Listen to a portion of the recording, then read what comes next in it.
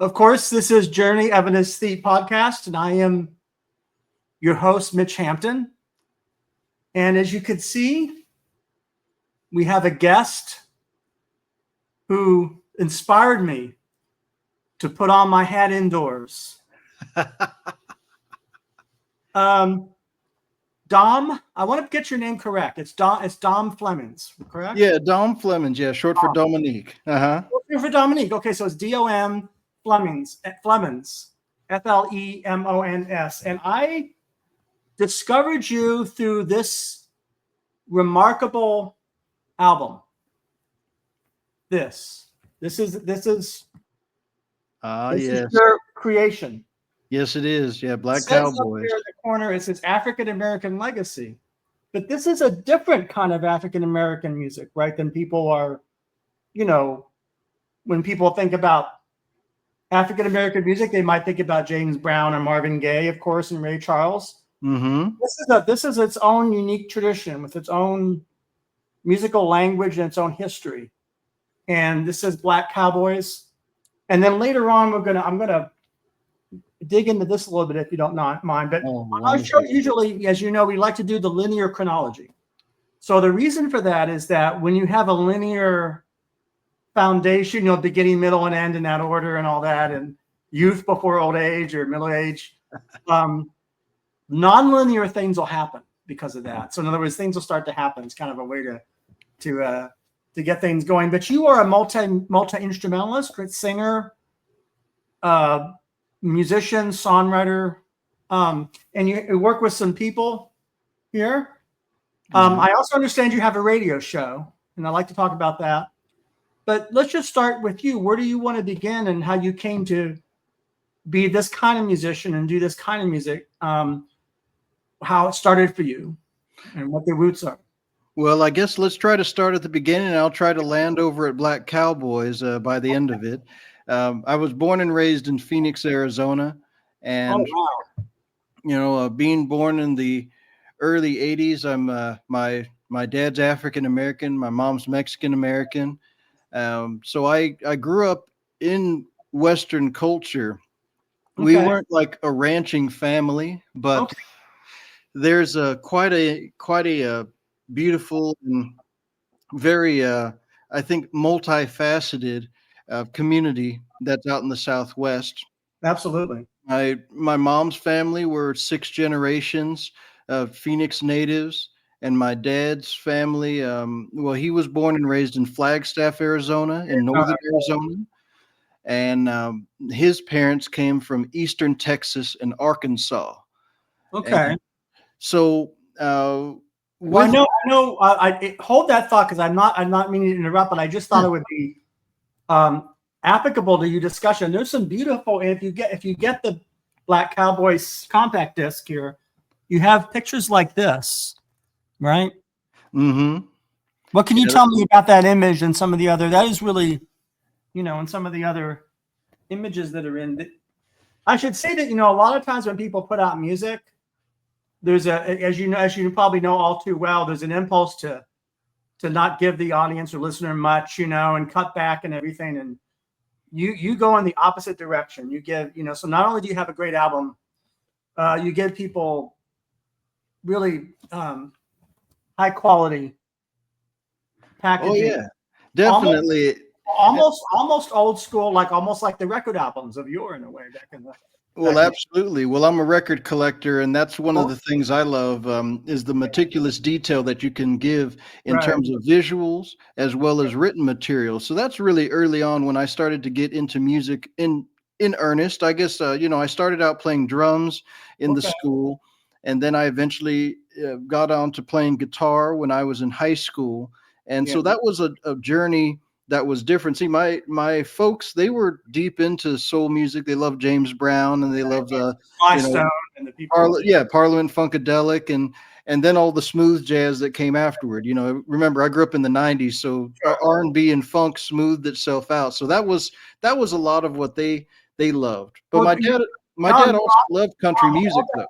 Hold that thought, because I'm a jazz and I grew up in the '70s. I grew up listening to Grover Washington Jr. and Ramsey Lewis and P-Funk and Earth, Wind, and Fire. So it's probably a lot of the same music that your parents listened to. But you got interested. Now, I should say, for the first cut I heard was, and it's partly a cappella, is Black Woman. That's right. Black Woman on the Knee. And that's your singing? Yeah, that's me. Mm-hmm. You are a fantastic singer. Now that is, I listened to that and I was blown away by it. And I thought, well, this is and then of course I listened to the album.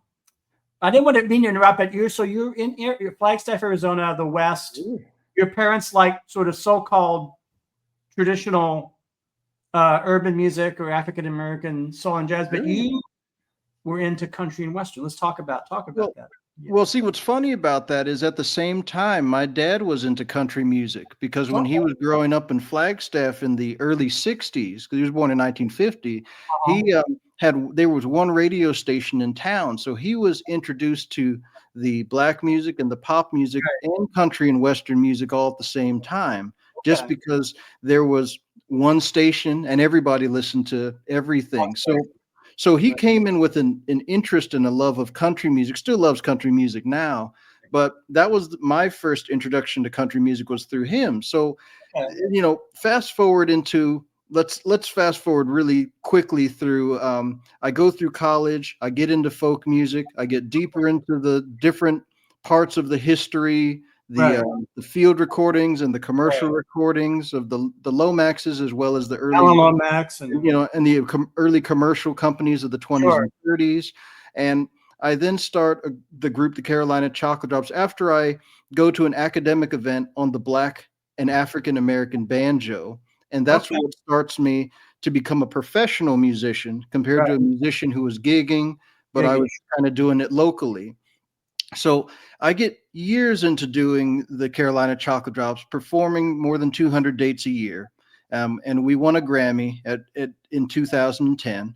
And so we did a bunch of stuff. So we were going deep into it. So one year when I was traveling back home to Arizona from North Carolina, where I was living at that time, I find a book called The Negro Cowboys that was published in the mid 60s.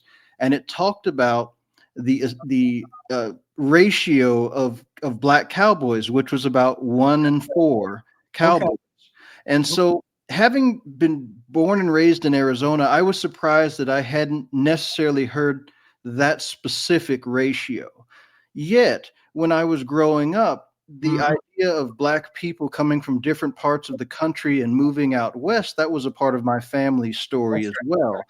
So they weren't ranchers, but they were Western people coming from different parts of the country. So as I got deeper into the historical aspect of what Black Western culture is, beside just cowboys, you get homesteaders, buffalo soldiers, etc. Then I started to realize there needs to be an album that showcases at least the overview of all these ideas. And that's what Black Cowboys became. Yep. Well, it's so I want to go back to those first gigs, because you said you were doing at that time 200 gigs a year, which is good, that occurred, because that's important. When you were first starting your very first musical performance as you said, a professional, what were the instruments you were using? So were you using, talk about the ensemble and the pieces and the different instruments. You mentioned the banjo. Do you want to talk more about that, or is it? Sure thing. Well, you have to imagine when I first started playing out, I was playing guitar and harmonica, and then I picked up the banjo. I then started playing the jug because I got into jug band music. So I was playing between local gigs in Arizona, and then I was also doing the folk festivals where I was backing people up at the same time. So that's an earlier part, say 2000 to 2005. That's kind of the early formative years. I started playing in 98, but it takes a couple years before you go out into the world and really want to show it off. So I did that. And then in 2005, starting the Carolina Chocolate Drops, a fellow that I met there at the Black Banjo Gathering in 2005 was a musician named Joe Thompson, an old-time fiddler. Yeah. So he was in his later 80s when I met him. And so I saw that I needed to go out to North Carolina and take a chance to seize the opportunity to work with Joe. So I went out to North Carolina, Rinningans and Justin Robinson, the other two original members, we all sat down with Joe on many occasions, and we developed a sound with Joe, and then we developed a sound without Joe as a trio, and that became the Carolina Chocolate Drops, which was named after a musician by the name of Louie Bluey, a fellow by the name of Howard Armstrong. So he had a group, the Tennessee Chocolate Drops, with his brothers in the 1930s, and we adapted the name to be Carolina Chocolate Drops. Right. Well, that reminds me of growing up a little bit. U.B. Blake and Andy Rassif had I think a chocolate review. Yes, the Chocolate Dandies. But that would have been in the 20s. So it's interesting that these things were happening all over the country, basically over the U.S. These kind of you call them Renaissance, or you call it a explosion in black art and all kinds of music. And it reminds me, that's interesting. So was it important to you to have a mentor like this Joe, this idiot? Would you consider him a mentor, or did you? Well, I think definitely for the old time fiddle and banjo music, yes. That created an aesthetic for the group, which allowed us to have a strong rooted influence that was driving the rest of the message of what we were doing musically. As for me, you mentioned U.B. Blake. I've always been a fan of his work, and my area of study in college at Northern Arizona University was in English. So I studied ancient literature, the Harlem Renaissance poets, the beat poets, and they had a great LP collection at the college. So that was how I heard about U.B. Blake and Will Balcom. And, so the idea of Black musical history for me was very broad-minded. Oh, yeah.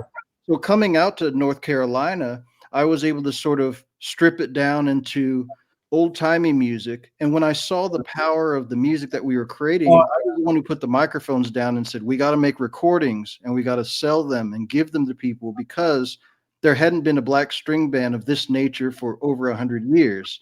And that led to our success. That is until you, in a way, right?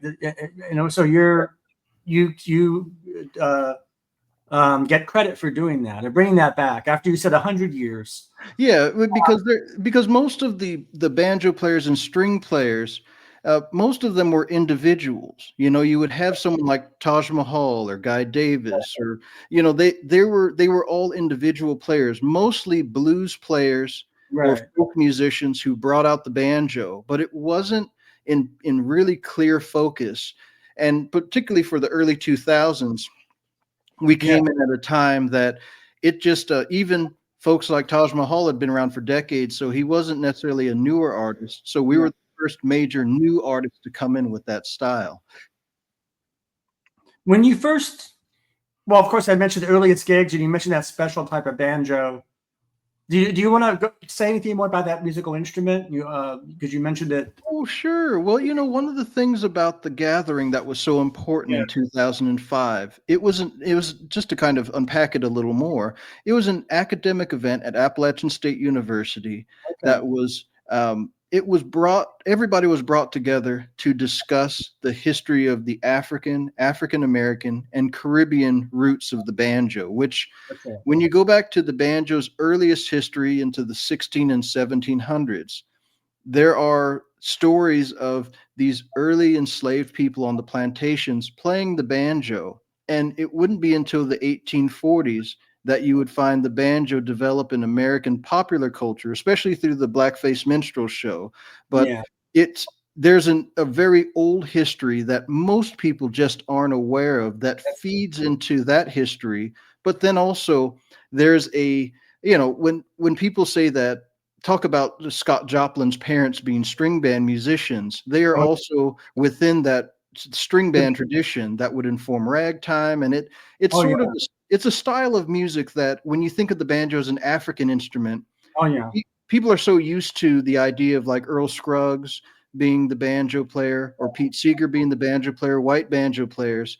This was an event that was meant to sort of open up these stories a little bit more, because in the early 2000s, it was a time when I think people were much more accepting and ready to hear that part of the narrative. Huh. So you're saying that there was a specialness of those years. You would say 2000, 01, 2, 3, those years, or 4. Yeah, leading up into that, there was work being done to bring some of those stories out of the archives. Some of the scholars were very specialized, folklorists and historians that had found information about Black banjo players. Some people, like one fellow, Bob Winans, he actually made a diagram from different slave narratives and newspaper accounts that have, references to musicians, for example, so when it's like there's a runaway slave, they played the fiddle. He made a whole database around that. And there were any number of scholars that had touched upon this sheet music that referenced Black musicians, living Black musicians that were playing the style, Caribbean scholars who had seen different banjo imagery and found references to, Afro-Caribbean, I guess, folkloric religious practices. So it's a variety of banjo stories that really hadn't been brought together. And then there were even 2 African players at that early gathering, Sheikh Amala Jabate from Mali, who played an instrument called the ngone, which was a griot's. It's a griot's instrument, so kind of a more of a high court musician's instrument. And then there was another fellow, Daniel Jata, who played an instrument called the akonting, which was a Gambian folk instrument. So there was even early African instruments that were being shown, and to demonstrate the different ways that the banjo had evolved over time. And so I was 22 when I attended the gathering. I was one of the younger people to be there. And when I met Rhiannon, who's a few years older than me, we started to talk about doing a group together. There was another fellow that introduced me to the music, Sule Greg Wilson. He was a fellow I met out in Arizona. And Rhiannon, Sule, and I started a group called Sankofa Strings, which was a group that we tried to bring in folk music, early jazz, and blues into the string band context. So we had 2 groups going at one point. That's a lot of work, anytime any musician has 2 groups, that's my hat's off to you in a way, because that's a lot to do. How did you budget? I mean, when you doing 2 bands, how do you schedule, organize that at that time, or what was that? Well, in those early years, what ended up happening was that first, when we did the Sankofa Strings, we developed it out in Arizona. So Rhiannon came out to Sule and I, and we developed that first group because we hadn't had Carolina Chocolate Drops at that point. During that same time, so you have to imagine this was between April and December of 2005, this all happened. So in the summer, we start working on Sankofa Strings. We do our first few gigs there. It's well received.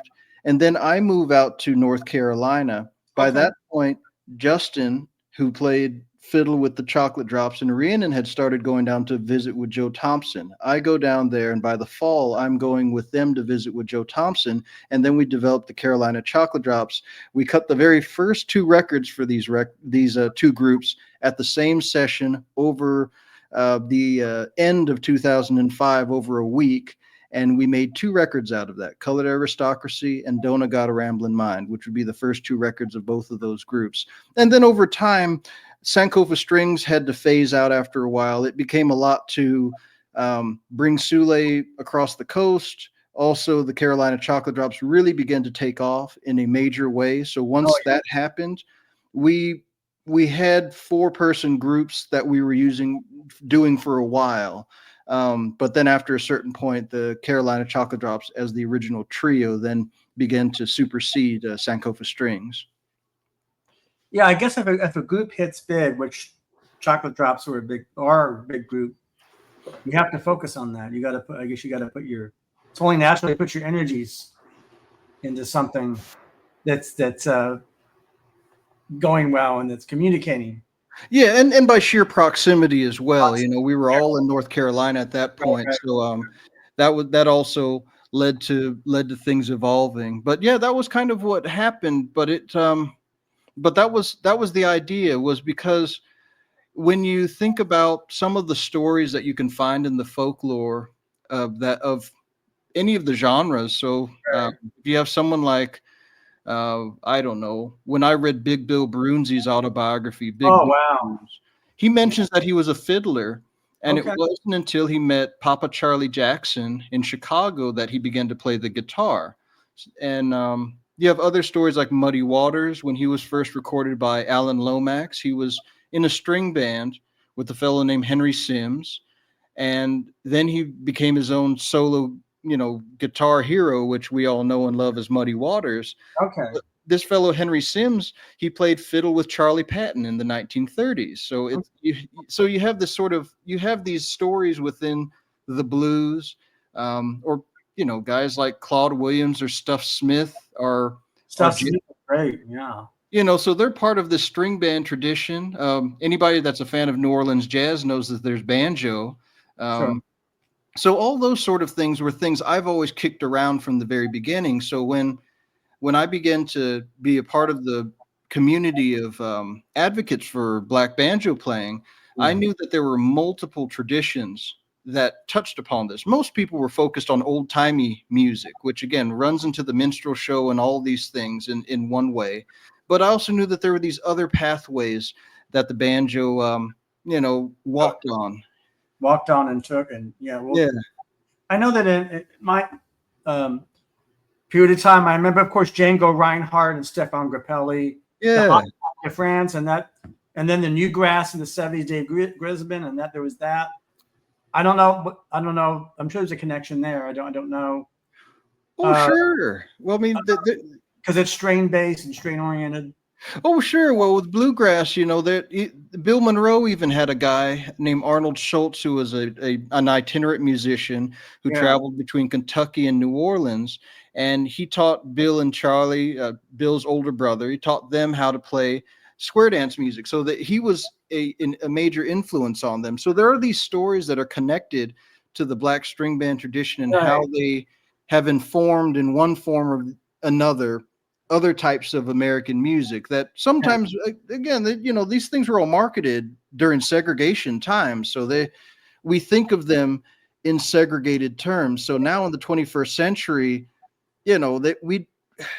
people don't think like in segregationist terms necessarily when they're just thinking of music in general. Now, you can listen to a blues record, I can listen to a country record. It doesn't mean anything in terms of listening to the record. There are no implications around it.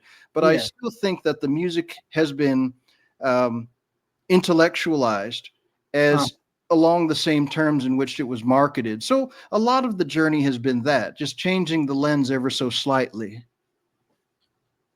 I want to talk about your singing a little bit because I did praise your singing very highly. So some of the vocal techniques and things you're doing on Black Woman, for example. Do you want to talk about that or that kind of singing? I mean, it's sure, because that's something we don't want to forget because sometimes we instrumentalists get focused on the instrument, can forget what comes out of the mouth and the expression. What do you want to talk about singing or anything that comes to your mind? Oh yeah, well there's a whole method that I ended up developing over the years. This started early in my coffee house career. One of the things I found to sort of disarm the audience was doing impressions of different musicians.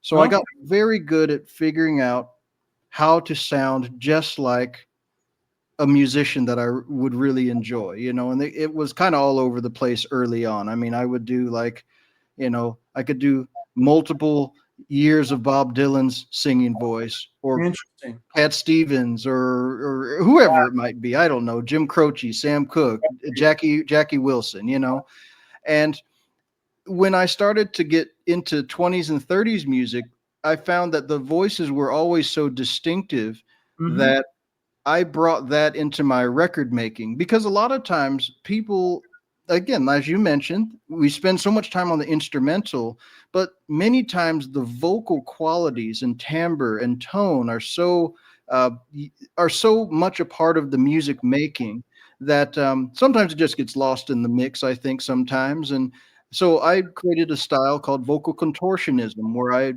I create a flavor and a feel. It's half vaudevillian, half musical technique, where I'm able to reference and mimic the sounds of other people's voices. And over the years, I figured out ways to make it very natural. It's like character acting in a way, where it creates a tone and a flavor. And like a song like Black Woman, the original singer that I heard it from, Vera Ward Hull, she had a particular way of singing it.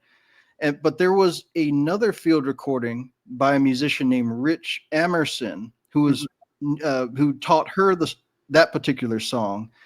And I combined the ways that the two of them sang, because as in a woman's voice, she sort of, come here, black woman. And that's kind of a woman head tone. Sure. But for a man, a straight falsetto is more appropriate. So that's why I did, come here, black woman. So it's more of a man falsetto. And I thought for Black Cowboys specifically, it had two functions. One, it was a cappella. So it kind of, your first introduction to this record is this a cappella number that's not too long, just long enough. And then lyrically, because I couldn't find a ton of stories about Black women of the West necessarily, this little microcosm of a song tells you that the narrator is recognizing a woman. She means something. She's very important.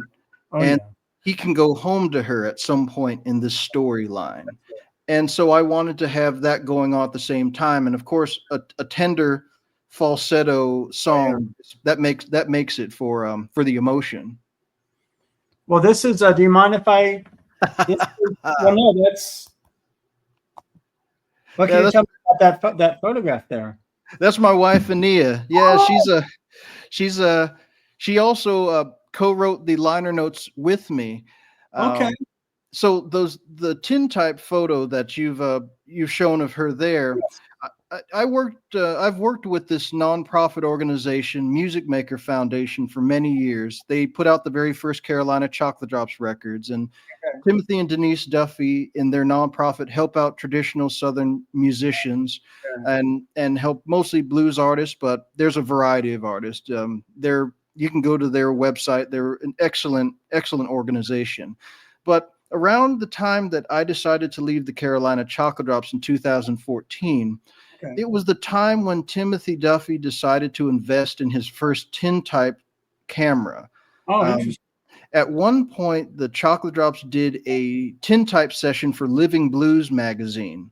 And Tim saw that, and he thought to himself that he'd like to start doing that, because the nonprofit has also been built around Tim's photography, still photography that he's done for many years.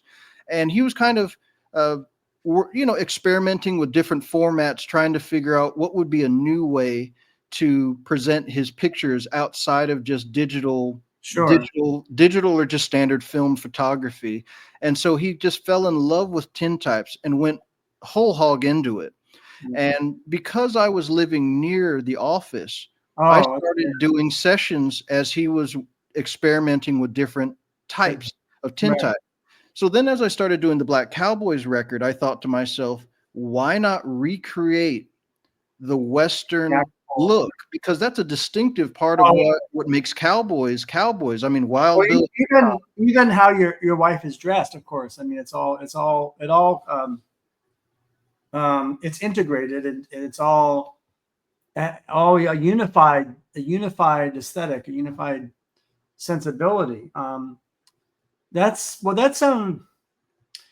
makes me wonder too. Now, another question that occurs to my mind is about relationship between different geographies in the U.S. So this is something I feel like you would have stuff to talk about.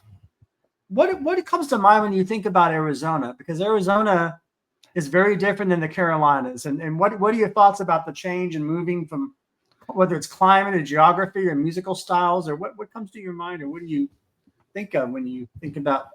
Oh gosh. Well, Arizona, the obvious thing is the dry heat of the desert. That's one of the things I think about first. In some ways, when driving over to North Carolina, you get a little microcosm of the entire country, because when you go on I-40, which is partially old Route 66, you go from Flagstaff, and then going east, you go to New Mexico, then you go to the top of Texas in Amarillo, then it takes you straight to Oklahoma, and then you go from Oklahoma over to Arkansas, over to Tennessee, and then it's a lot of Tennessee to get over to North Carolina. So there's a lot that you can see in terms of the landscape, going from the dry desert ground all the way into the big, beautiful rolling hills of North Carolina. So you get to see the Ozarks, you get to see sort of the flat fields of Oklahoma, you get to see a little bit of everything. And so that was a great education for me, just to be able to drive that, because it's 2,500 miles to drive that length of space. And then even you find there are subtleties between different parts of the country, you know, like Amarillo is very different from San Antonio or Juarez or any of the places that are in southern Texas. Oklahoma City is different than Tulsa. I guess Tennessee, you know, you drive through all of the places, Memphis to Nashville to Knoxville. Those are very different areas of Tennessee, very different cultures, very different towns, built on very different industries. And Arizona it's in its own way, it has its own type of industries that it's a part of, because it was always a mining area. Also, it had orange orchards. So like when I was growing up, all that was still sort of in its final resting place when I was growing up. And now you don't see any of those things. You don't see the old orange orchards or cotton fields in the same way that they had, you know, back when I was a kid. So even with that, I've seen a lot of changes happen in Arizona. But also, you know, when you think of the demographics of the people that are there, you know, in North Carolina, for example, the white community, the black community, and the native community are much more mixed together, because they have a much longer history, having been together in integrated space by society. And in Arizona, for example, you can easily see white and black, Mexican, Native American, Asian, you know, and what have you. Those are very distinctive communities because there's a lot of space. And so those are things that I mean, just from, you know, right off the bat, those are things that are very different about each of the states, you know, and I didn't realize it had influenced me quite so much until I left Arizona. But those are things that I've always kept with me. So you're out of Arizona, and let's say you're doing a gig in North Carolina, which I'm sure you've done, right? Mm-hmm. You think back on Arizona, right? I'm sure that you said Always. that. This is gonna may sound. What about musical styles? What do you think of Arizona? That you think of as uniquely Arizonan in music, or uniquely Carolinian in music? Of course, after Appalachian is. You probably have some ideas about that, right? Yeah. Well, when it came to Arizona styles of music, so there's one part of it, the folkloric styles is a lot of it is a lot of Mexican music, of course, is a big part of Arizona. And so that was something that I saw a lot of mariachi music and the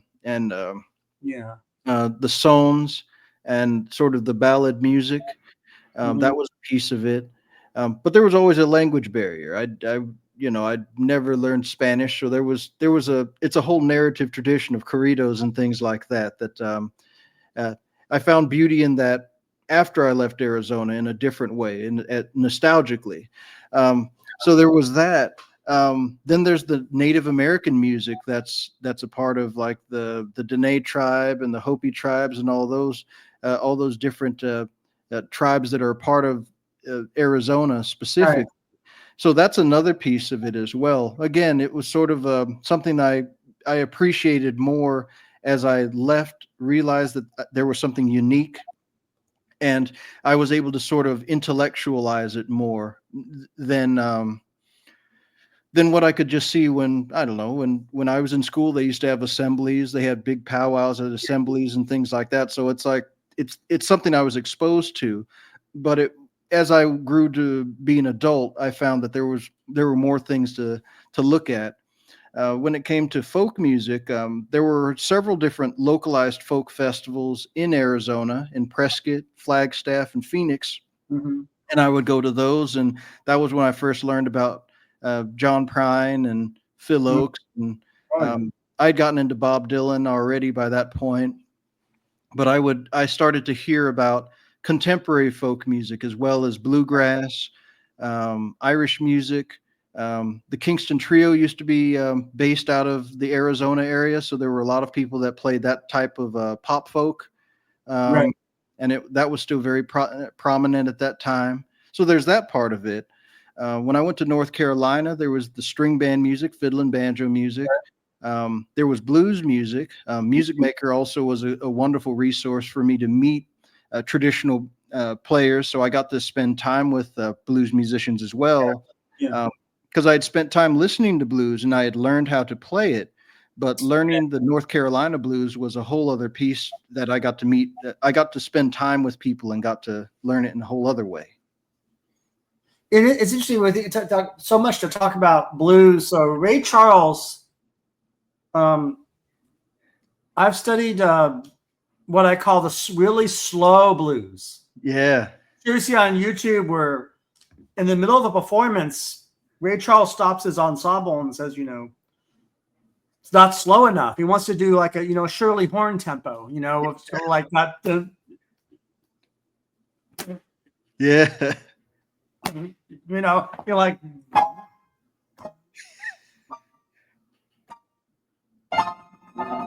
that kind of, not everybody can be together. I'm sure you cats could do that, right? I mean, there's an art to that kind of slowness. Absolutely. Later did I realize that that's something, I see them as innovators in that, but maybe Charles and Shirley Horn, I don't know. But he was stopping his band and saying, it's too fast and subdividing all these things. But I'm wondering, there's also the question of different kinds of country and city blues, right? Or rural blues or blues that are more, the larger cities, Chicago. And do you have thoughts on that, on the different? Oh, sure. Absolutely. I've recorded different versions of those things over the years. Like you have more down home blues, kind of like things like Blind Boy Fuller, especially in North Carolina. You have things like Blind Boy Fuller. You have kind of the, what would you say, sort of like the Elizabeth Cotton or Etta Baker style of sort of instrumental ambient music in its own type of way, where it's finger picked. One of the guys I hung out with a whole bunch, John D. Holman, he did a combination of Blind Boy Fuller, but for him, the current type of blues was Lightning Hopkins and also Earl Hooker and that type of stuff. So he played stuff like Rock Me Baby, Mojo Hand, and Jimmy Reed songs like You Don't Have to Go is one of those songs that's very prevalent amongst a certain generation of blues singer. Sure. So those were things that I learned about playing the blues. It's funny you mentioned space and time. Oh yeah. There's some of those old performances of Ray singing like a song like Drown in My Own Tears. Oh yeah, that's those tempos. He's holding it. It's like, I have to drown in and you can see the raylets are almost standing there. They're shaking to try to catch him. Oh yeah. And, but everything. So those recordings, everything is at one at the same time so precise and tight. Yeah, exactly. So as tight as like a marching band. And actually at one at the same time so flexible and so supple. And it's something I tell my bands when I start working with new people. I tell them, I say, don't metronome me. Because some of the music, it's nice for it to feel like there isn't a grounding. We're so used to a solid 4 beat on the music because so much popular music now is so bass heavy. Everybody's used to being told what the beat is. Right. a lot of this earlier music, it's understood that the dancers will tell you what the beat is, and then you're playing over what the audience is going to be dancing to. And so that's something that I learned when I started to perform in square dances and things like that, where all of a sudden you have a different aesthetic. You're more beholding to the dancers more so than beholding to yourself, which is a different way of playing music. And so so I do that with a lot of my bands. I make sure I tell them, don't metronome me, because country music's like that too, where you want the rhythm section to be solid and forward moving, but they need enough space so that as the guitarist in the front, you can lean forward or backwards. Bluegrass is like this too, where it'll the break section will be boom right up in front, but then when they start to sing, they back up, and everybody has to continue to play, and it needs to seem like it's together, but it has to back up so that then the lead singer can go forward. You can hear any song like Salty Dog or anything like that, where they finish the break section, Flat, Lester Flat has to lean up and he gets to be the foreground. And then when he backs up, the banjo comes in, or the mandolin or the fiddle. There's like a sort of organized chaos in a certain way, but that's part of the aesthetic of what makes the music so exciting. I mean, I should say that you do some famous music on this recording. You do "Home on the Range," and you do another related home. What's the other one? "Home on the Range." John Henry. You do a John Henry song. Yeah. And Lone Ranger. Oh yeah, that's one I wrote there. Oh yeah, that's your composition. A tribute to Bass Reeves. That's right. 1838. He grew up in the Texarkana in the South, tempo. So there's so much to say there. When you're doing a famous song like "Home on the Range," what's your attitude doing that kind of? Of course, there's different kinds of music, and some songs are more famous than others. Home on the Range was a unique one, because at first when I decided to do Black Cowboys, I first saw that there hadn't been an album that was just a dedicated Black Cowboys album, because I read all this history. There was at first I was told there was nothing written down about Black Cowboys. I put it to the test and I just said, let me see if I can find some Black Cowboys books. I found I was swimming in Black Cowboys books all of a sudden about all these different aspects, from cowboys themselves to homesteaders to the development of U.S. society after the Civil War and how that fed into the story. Buffalo Soldiers, the Pullman Porters became a part of the story as well. And I had to figure out, how could I condense all this into something that would be easy for people to understand? And so when I thought about, at first the easy answer would have been, I write everything and I come up with an album of brand new compositions. That would be the easy way. But I did the hard way, which was, let me find some Black Cowboy songs find that. And so two particular songs on there, "Goodbye Old Paint" and "Home on the Range." I'm sorry, "Goodbye Old Paint" is as famous as "Home on." That was the other one. Those are. So those are two songs that have these stories connected to Black singers and Black pioneers. So Alan Lomax produced a CD years ago on Rounder Records called Black Texicans, and it's a compilation of his field recordings that give a bit of the Black Cowboy tradition that he and his father John Lomax recorded, in the penitentiaries and out in the fields in the 1930s. And so it has an excerpt saying that John Lomax recorded a Buffalo Soldier on wax cylinder, and the fellow sang "Home on the Range," and that is the national Western anthem everybody knows. Because, of course, "Home on the Range" has a complex story of multiple authors claiming it. But John Lomax transcribed this particular wax cylinder, and that's "Home on the Range" everybody knows. So So with that, I reached out to the Library of Congress to see if they had the recording. They did not, because in transcribing it, the wax cylinder eventually fell apart and crumbled into dust. So we don't have the recording. So I grabbed the earliest known recording of Home on the Range, which was a fellow by the name of Jules Verne Allen, who was from New Mexico. Now get this. When I heard Jules Verne Allen's version, the chorus was, he sang, "Home, home on the range, where the deer and the antelope play, where seldom is heard on discouraging word, and the skies are not cloudy all day." And I thought to myself, that's a different melody than I've ever heard anyone sing. It doesn't go up. It doesn't do the home, home on the range. So when I did narrower range, when I did my version of it, I took all the Jules Verne Allen parts to it, except that part, and I put the high home on the range in there, because I was like, if I don't sing that, it won't seem like I actually am singing Home on the Range. And so I composited a melody to show that off, because I'm thinking, if that's the earliest recorded version, it may be closer to that source version than other versions of it, because I'd never heard anybody sing that particular melody to that particular set of words in that song. And so that's how that was.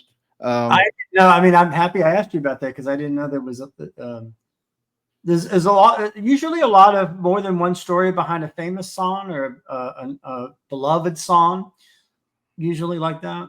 Sure, John, the Goodbye Old Paint's another one. I mean, okay, what is covered by a million people and their brother. And there's a second song called "I Ride in Old Paint," which is the one that says, "I'm throwing the Houlihan and I'm going out to Montana." That's "I Ride in Old Paint," which is a variation on "Goodbye Old Paint."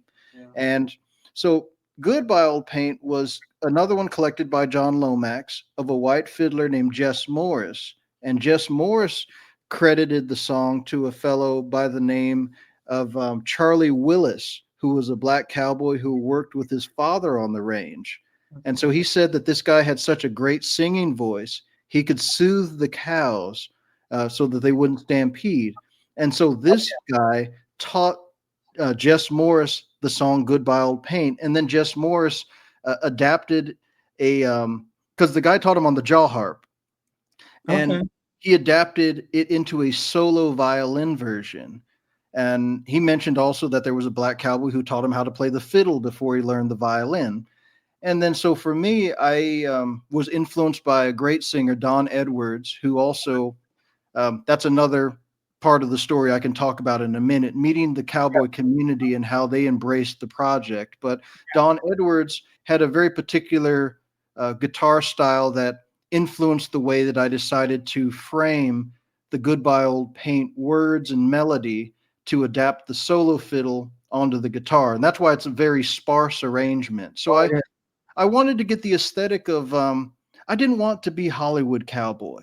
I wanted it to be the working class folk cowboy story. And so those two songs in many ways are sort of like the major cornerstones of songs that have black cowboy stories.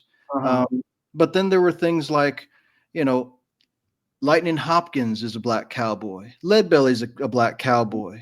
Guys like Henry Thomas, who did Charmin' Betsy, was a black cowboy. And then the Old Chisholm Trail came from that album Black Texicans I was telling you about. So it's it's not it's a tie-yi yippee yippee yi yippee yay, come a tie-yi yippee yi yay. It's not the the jolly cowboy. It's whooping up cattle and whoop die lum yay, yay, bump by lum yay. Which is a very different aesthetic approach to the song, which I also thought was important for people to hear, because that was part of what blew me away when I started to research, was hearing it was believing it, not so much just talking about it. Well, every time you're learning, I guess in these cases, you're learning new music. Mm-hmm.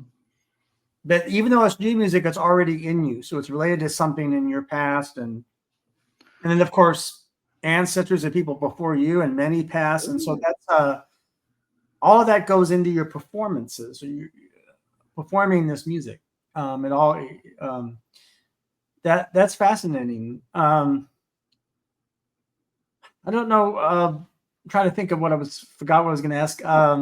Well, I could even mention being a fan of country music. I was always a fan of Riders in the Sky. I love Gene Autry, and so I was very familiar with the more popular version of what cowboy music is and was. So in a way, it was also very helpful because even in Arizona, I saw a lot of cowboy poets and a lot of cowboy singers perform. Even though I never was a Western singer, I was very aware of what the aesthetics were for singing the song. That's why I included songs like Little Joe the Wrangler, as well as like Tie Knots in the Devil's Tail, which are songs that aren't black cowboy songs, but they talk about the work that cowboys do. So in an album, people can believe that they're black cowboys because they're already listening to an album called Black Cowboys. So some of the songs aren't so racially specific, but if you already established that they're black cowboys, that you can visualize them as black cowboys.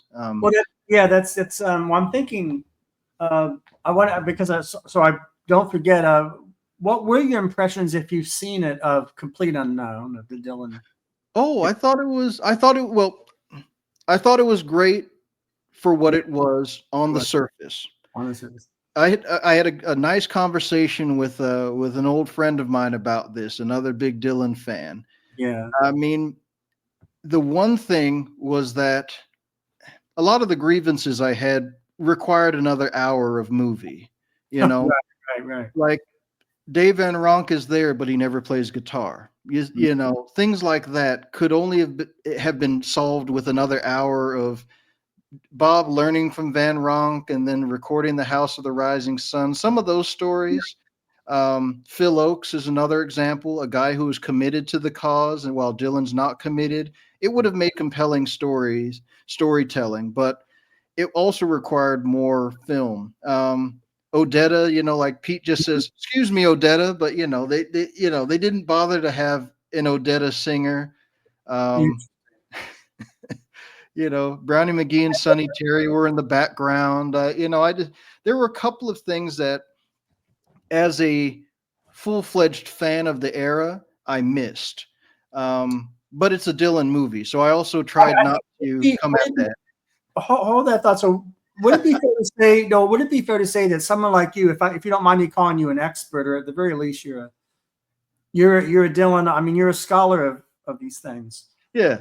Surely, when you watch a movie like this, you're maybe are going to see not necessarily mistakes, but they should have done this, they could have done that, because you're bringing to the experience of the movie all this knowledge. You have all this knowledge. That's different than saying me watching it, because I'm not a Dylanologist. Although I have read the book Dylan's Sense of Sin. Yeah.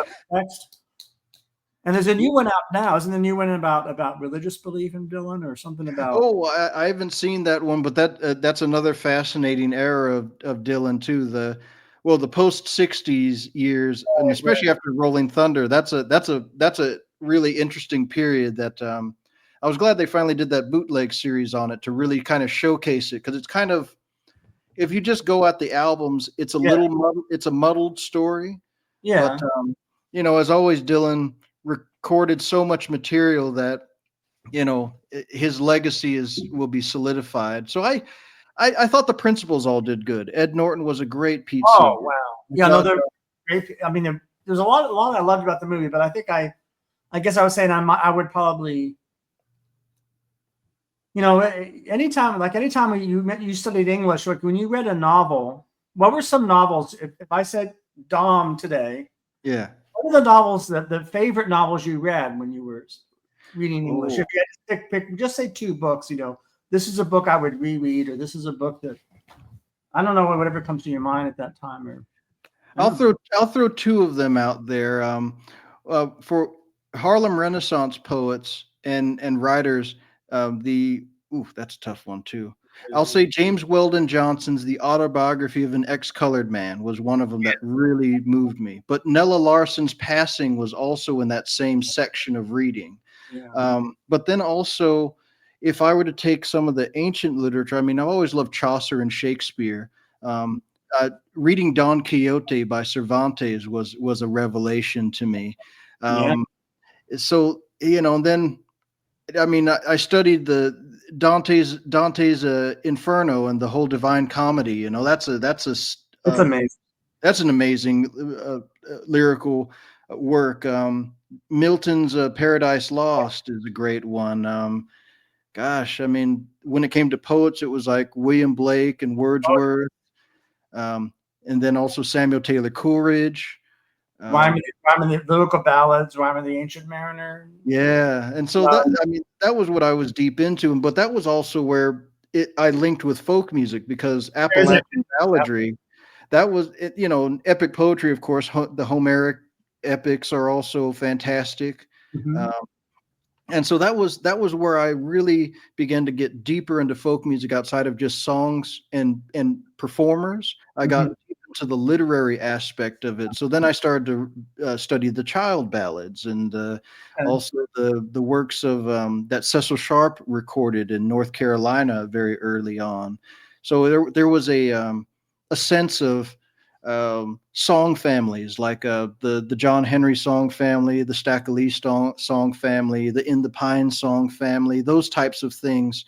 I started getting into this very deep academic space was connected to my studying, but it also was its own version, because there were, by that point, the major folk music battles had been fought. So by the late 90s and early 2000s, there was just a ton of records that were left behind.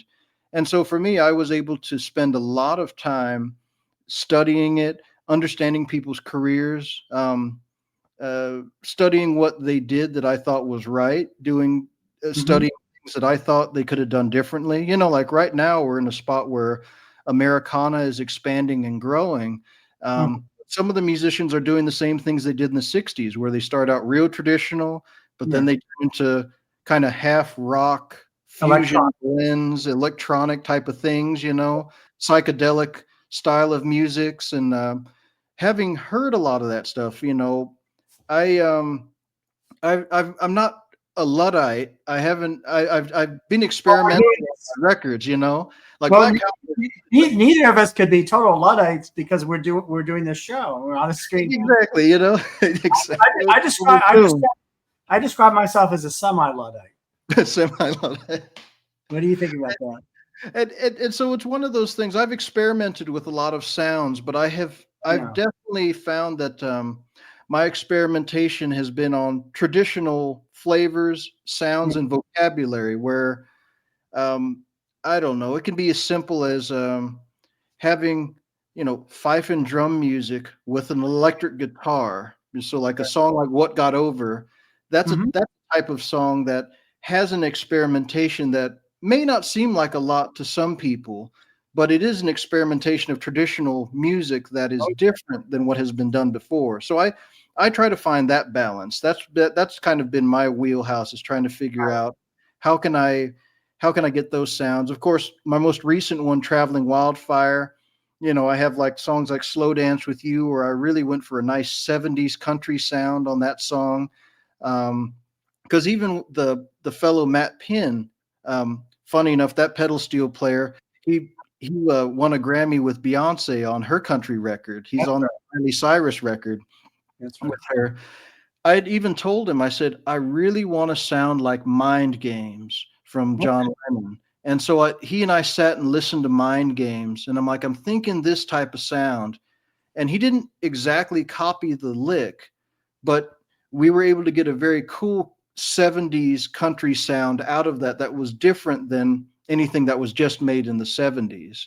Okay. And so that's kind of where I like to go with some of my my musical explorations with things, because it's it can, you can get into some interesting ground. And I've just found many times people moved on, but recreating new sounds with the old vocabulary can be really exciting. And a lot of people have done it for generations and have gotten to be well known for it, Dom, can I ask you about the wonderful artwork behind you, the painting? Do you mind? Is there a painting? Did you want to talk about that? This one here is one that my mother gave me. I can't remember who the artist is here. Okay. The one that's far behind me here, this is a Henry Ossawa Tanner's painting the banjo lesson. And I actually found this during the Welcome Week when I first went to college. Okay. It's a very famous portrait from the mid 1800s. And Henry Ossawa Tanner was an African American painter who did a lot of wonderful sort of like life realism, slice of life portraiture.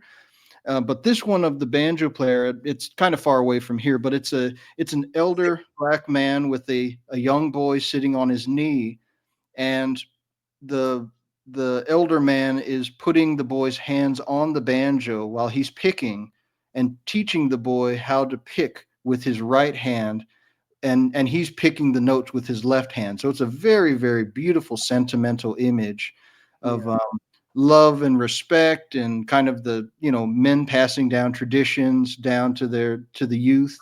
And it's always been one of those portraits that has solidified why this black banjo story is so unique, and it's such a strong part of the heritage that's always been there.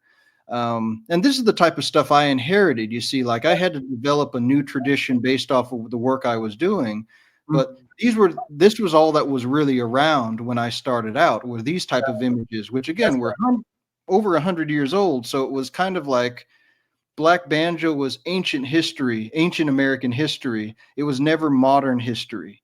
And so, but I keep this up on the wall. I have for 25 years now. It's just a beautiful painting. Yeah, I wish we could. I mean, we could see it. I wish we could go back there and bring it into the fore. I wanted to. Would it be an odd question to ask about horses? Oh, well, I mean, it matters. What about horses?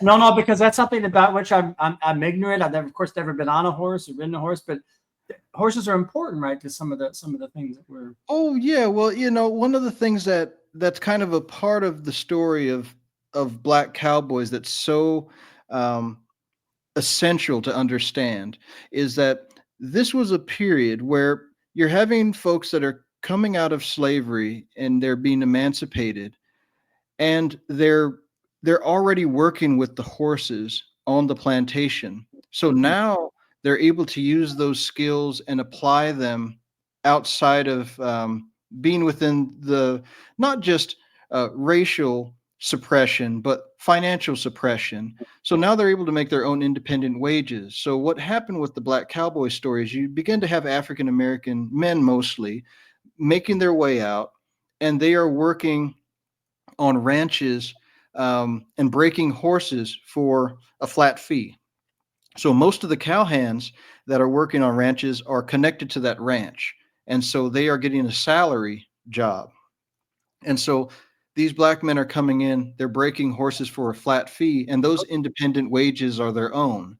And so you're saying it's maybe the first time their own money or their own. Yeah, they're getting their own money, and because of what they're doing, many times because they are the only black person in town, they are also opening the doors for acceptance and tolerance for black people. Because a lot of times these guys are coming in when the towns are being settled, and when you're one of the founders of the town, they're not going to just straight deny you. No, right.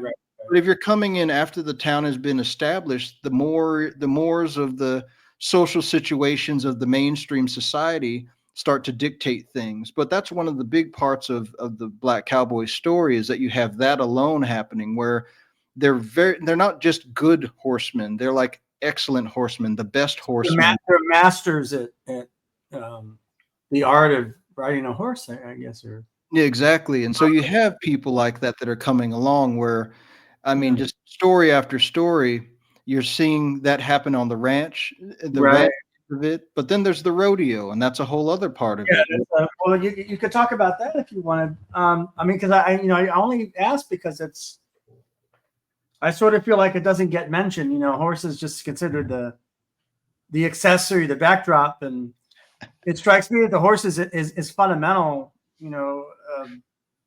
to the economy and to the life, right? And to the Well, the hardest part about the Black Cowboy story too, when it comes to the horses, that I ran out of a word count to actually. That's actually the biggest thing when it came to talking about the specifics with horsemanship, because the Black Cowboys are also connected to the Mexican vaqueros. So there's a whole story of gear, how the horses are trained, and there's a whole series of subtleties that define the Black Cowboy story when it comes to how they're handling the horses, that once I started to see that there was a lot of information about it, I wasn't able to delve into that within the liner notes because I ran out of space just to get what I had in there.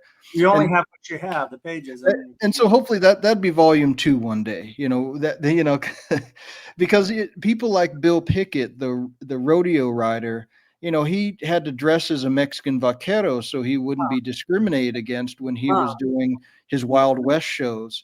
And so those types of things are a part of this story as well, where there are folks that they're coming up with new pathways, having now seen the floodgates open post-emancipation. And so that's a big part of this story. And the Pullman Porters are their own version of it. Like Nat Love, the Black Cowboy, who I wrote Steel Pony Blues about.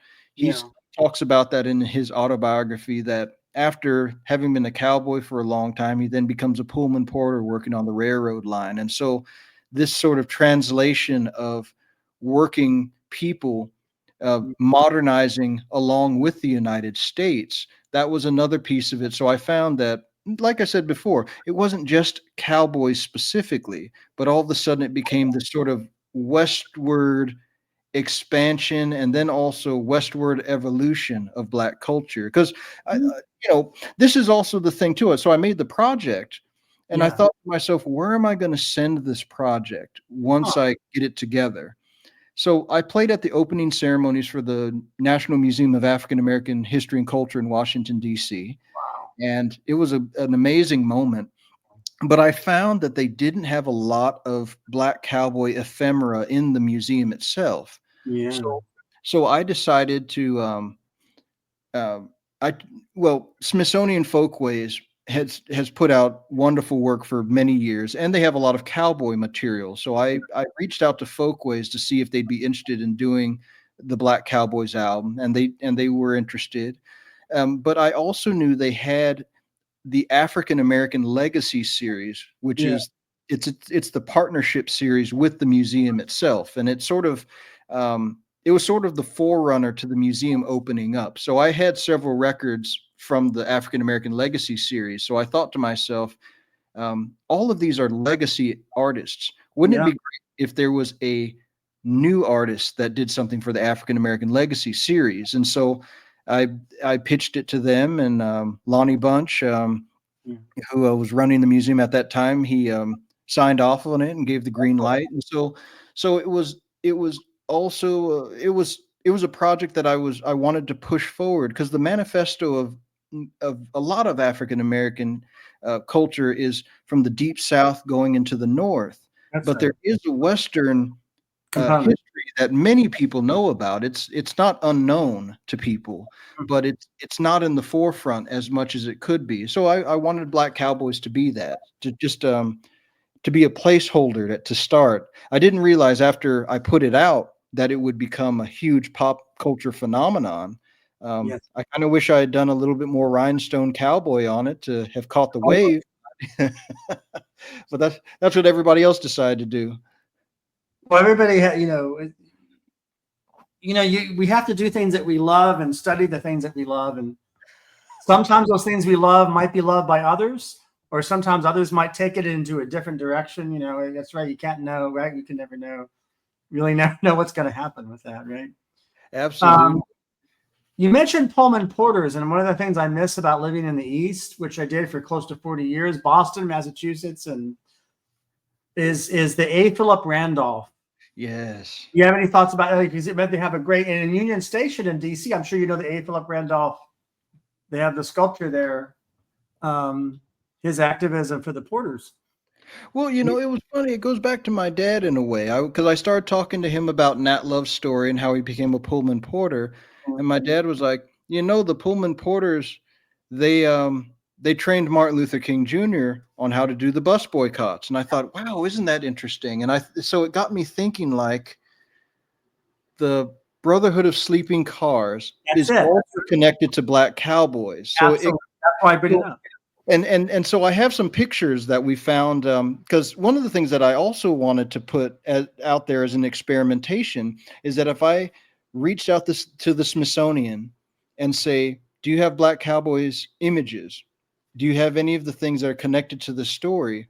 I knew that they would be surprised at the things they found in the archives.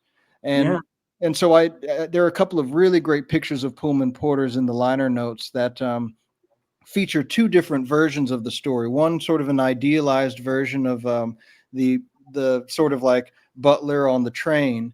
Right. And then there was another political cartoon where the Porters are protesting with George Pullman himself because they're finding that they're getting a fixed salary wage, and that's less than the tips that they were getting when they just individually were working with people. So it's like a political satire cartoon showing that dynamic there. But once I started to read the details about Nat Love's story, of course there's the bite-sized version you can read about Nat Love, but to read the details of this particular gentleman's life story as written by him, that showed me the subtleties, because the guy goes down to Mexico, he marries a woman in Mexico, but she ends up dying of sickness, so he then comes back. He lives in Eagle Pass, Texas, which is it's kind of one of the meeting places where the U.S. colored troops and the Buffalo Soldiers met. And so he has all these particular interesting stories. He also worked in Holbrook, Arizona, which my father's father, my grandfather from East Texas, he started a church in Holbrook, Arizona, and it's a real small town in northern Arizona. So when Nat Love's talking about Holbrook, I'm like, wow, decades later, my grandfather is connected to this town. So this fellow's autobiography that he writes in I guess around 1907, 1908, it really informed me on some of the different ways to approach the Black Cowboy story, because it wasn't just like I said, the easy thing would have been to write a bunch of new Black Cowboy country songs, but I had to get deeper and figure out what is the underlying theme, and migration ended up being an underlying theme. And so that's why there are songs like with Leadbelly. I could have chosen When I Was a Cowboy because that's the easy song. Right. But I picked Poor Howard because one of the interviews that Leadbelly did, he said that this was the very first song sung by the very first fiddler freed from slavery. That's what he said in his interview. Yeah. And the song Poor Howard, the lyrics are talking about leaving one's home. I left my mother's home, and I left my father's home, and I left my friends behind, and I'm moving on. And so that was kind of thematically where I wanted to go with everything, instead of just taking really the easy route, which is just saying cowboys and the songs are cowboys and it's all it's cowboys. It's cowboys everywhere, because that was only a portion of the story. To a non-musician or somebody, I guess on the outside, they might be, I want you to speak even more about this. They might think it's puzzling that to write new music or write new songs is less hard or easier than doing Home on the Range or doing Poor Howard. But explain more about why this is the harder route. Is it because of the obligation to the song or the history of the song or mastering it? Is it? I don't know what to speak for you, but the easy answer to that is that when you're doing a historical song, and especially doing it for the Smithsonian, I can't make up what the song is about. I can't make up the history. So all of the facts that I say about it have to be confirmed by someone who's double checking on my work. Oh yeah. So that's how historical stuff works, is that you just have to, you have fact checkers on that. When it comes to writing a new song, I can create a brand new narrative, and I'm not necessarily obligated to have to keep it to a straight historical narrative. So the three songs I wrote for Black Cowboys, $1 Bill, Steel Pony Blues, and He's a Lone Ranger, they all have historical things within them. Mm-hmm. But they don't have to be literally the history that's placed upon it. Other songs too, like Home on the Range, it's one of the quintessential Western songs, but it doesn't say Black Cowboys. So being able to wrangle that story into something that's easy for people to read and understand, that's another part of why it's hard as well, is that I have to bring all these ideas into a form that's easy for people to understand. And that has to come from either a historical source where someone is confirming what I'm saying. Like in the introduction, I have some great quotes from Mike Searless, and then also Big Jim Griffith, who's God bless his soul. He's passed away since then. Big Jim Griffith from Tucson. He also provided a wonderful introduction to kind of give a sense of where Arizona's folklore sits with Black Cowboys, so that then my story can also be framed within the context of a folkloric study. So it's just a different approach. If you just write the songs, you can kind of control the narrative because it's your words, it's what you're saying. But when you're using other people's words, it's important to try to make it accurate. Not everybody does it, but it's important to make it accurate. I try to say the least. Before, there's two things I want. Even good things come to an end, like this episode. I have to come to the end. And I want to say I've loved this episode, and I enjoyed speaking with you about all these matters, and also your generosity of time. I wanted to mention your radio show. You have a radio show, and I think I would be remiss if I didn't mention.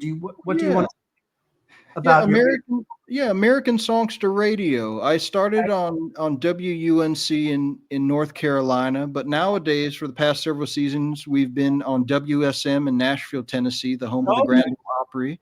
And it started out as a way for me to bring in friends of mine, many of them well-known musicians, and just get into conversations and sort of kind of like we're doing here, like expand upon the why. Sometimes the why is more interesting than the what sometimes, and so I've had some really great guests on there, from Branford Marcellus to Billy Strings, Tony Trischka.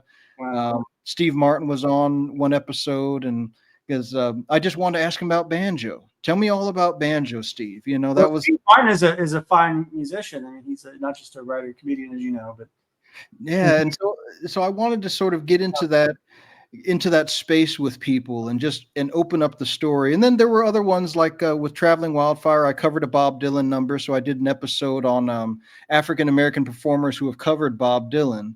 And because that's kind of an interesting realm of material, because especially the gospel stuff, a lot of Black performers, from Shirley Caesar to a lot of gospel performers have done that material. Solomon Burke's covered his stuff, Sam Cooke. So just there are things like that as well, which are more sort of like playlist oriented type of DJing, like a regular radio show. So we've done a combination of that. My wife, Vania, has been my co-host for the past 2 seasons, and it's been really great for that as well. You mentioned Bradford Marcellus. Bradford Marcellus is very versatile in his musical taste and style and abilities, right? When you say that. Mm-hmm. Oh, absolutely. A lot of the projects he's involved in. I wanted to, as we get towards the end here again, I wanted you to talk about anything that comes into your consciousness now that you want to share with our audience about anything, music or cowboys, or what do you think is important to mention?